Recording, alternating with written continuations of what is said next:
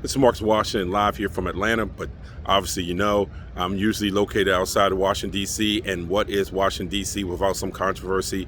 Emails have come out with John Gruden that came from the Washington football team. The Washington football team has been a pain in the butt to the Las Vegas Raiders and has nothing to do with the football field. They have actually impacted the Raiders and how the Raiders do business, and now the Raiders have a interim coach because of the Washington football team.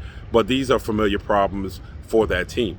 Daniel Snyder, once again in the news. The emails that have come up show some disturbing things that probably the Washington organization is firmly rooted and involved in. And then on the field, they're starting to lose. The defense is certainly not as good as people thought it was going to be this season. And now Washington under Ron Rivera looks like Washington under Jay Gruden, which looked like Washington under Jim Zorn, which looked like Washington. You get the picture. And again, Daniel Snyder is somewhere hiding. The NFL owners ought to be ashamed of themselves. They know this is a workplace situation. This is more than just football. No, just because you're an NFL owner does not mean that you can just skate around, which is human resource rules. That's not how it works. Presidents and CEOs of companies, they have to live by rules, and there are guidelines. Daniel Snyder's non-disclosure agreements, his out-of-court settlements, and all have been a black eye on the NFL.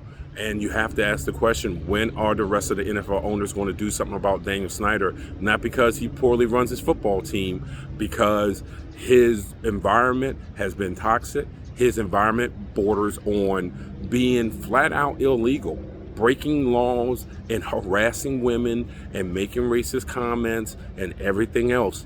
If the NFL really wants to be what they say they want to be, and they want to be about the change and want to be out in the forefront, the change starts in Washington, D.C., when they need to either suspend and formally suspend Daniel Snyder, or go behind the scenes and make this into a Jerry Richardson situation and tell him in no uncertain terms that he needs to sell the team. Either way, the Washington football team has not changed at all.